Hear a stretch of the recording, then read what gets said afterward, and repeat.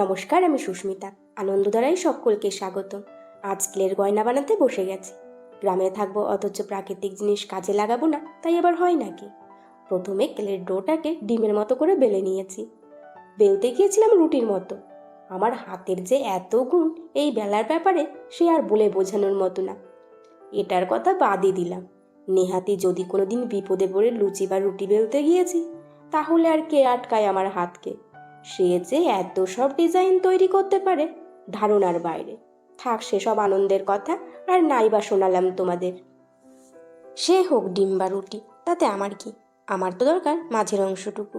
তাই এটাকে বরফি বা নিমকির আকারে কেটে নিচ্ছি। কাটার পর মাঝের অংশটা বাদে বাকি সব সরিয়ে নিচ্ছি। এরপর হাতের সাহায্যে একটু সেট করে দেব।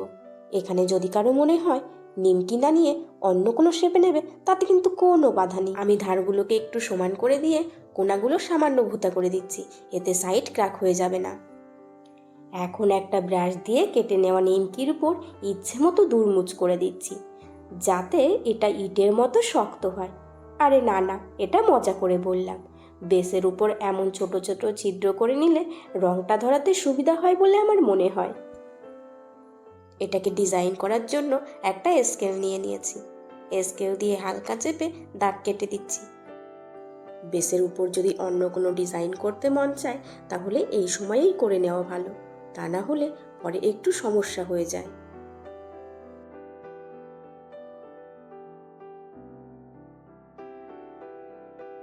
দাগ কাটার পর এটা দেখতে কিন্তু বেশ সুন্দর লাগছে। এটাকে এখন পাশে সরিয়ে রাখবো। আর এখন তো পালা আসল কাজে।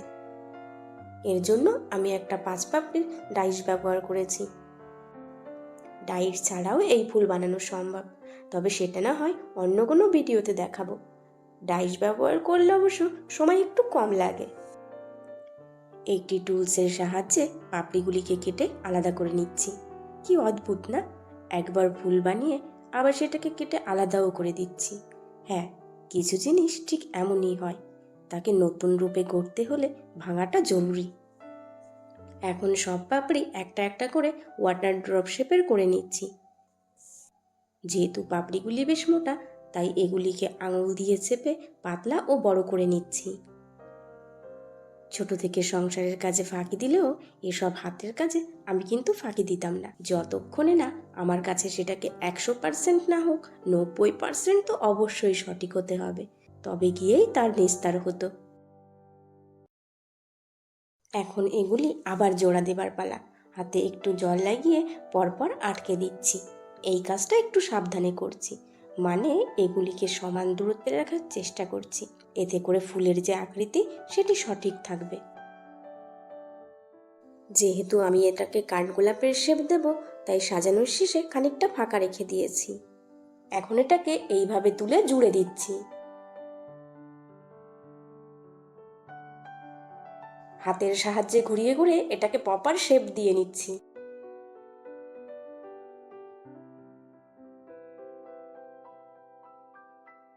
এটাকে বসানোর জন্য এখন নিমকির উপর গর্ত খুঁড়ে নিচ্ছি।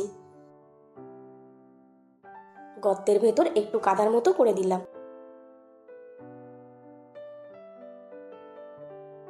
ফুলটাকে বসিয়ে দিয়ে সুন্দর করে সেট করে নিচ্ছি।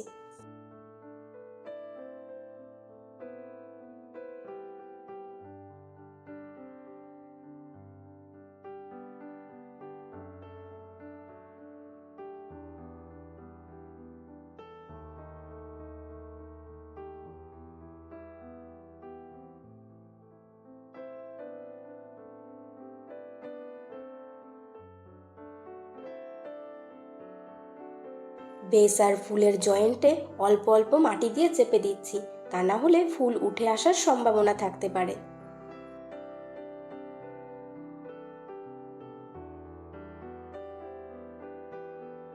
ফুলটাকে রিয়েলিস্টিক করার জন্য একটা সেফটি পিন দিয়ে দাগ দাগ কেটে দিচ্ছি।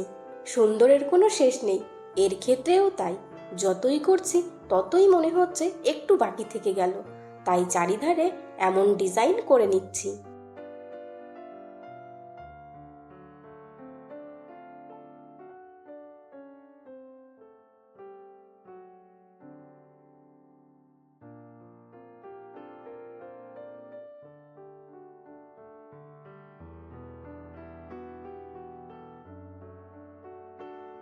হুক বসানোর জন্য আমি হেডপিন ব্যবহার করছি। একটা হেডপিনকে প্রথমে সমান 2 টুকরো করে নিচ্ছি।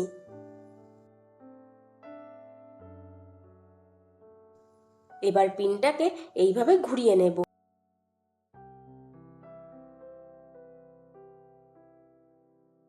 সম্পূর্ণ কাজের মধ্যে কেন জানি না এই জায়গাটাই আমার ভয় করে, কারণ এই হুক সঠিকভাবে বসাতে না পারলে পুরো কাজটাই ঘেটে ঘ হয়ে যাবে। এই হলো 3 ভাগের 1 ভাগ। দ্বিতীয় ভাগ আমি অফ ক্যামেরাতে করেছিলাম জন্য আর দেখানো হলো না। এখন পালা তৃতীয় ভাগের। তার জন্য আমি নিয়ে নিয়েছি একটি টার্সেল কটনের সুতো। আমি এখানে সাদা পুঁথি নিয়েছি, আর নিয়েছি কটন বল ও উডেন বল। আমি আমার পছন্দ মতো বানিয়ে নিয়েছি। সব শেষে অর্ধেক করি বা ভাঙা করি আর উডেন বল দিয়ে নিচে একটু ঝুলুরি করে দিয়েছি।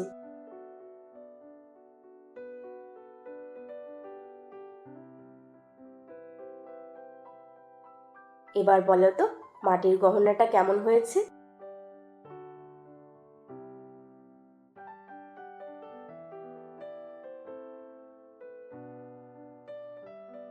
আমার কিন্তু বেশ পছন্দ হয়েছে, তাই তো একটা হলুদ শাড়ির সাথে এটাকে পরে একটু ঢং করে নিলাম। দেখা হবে পরের ভিডিওতে। ধন্যবাদ।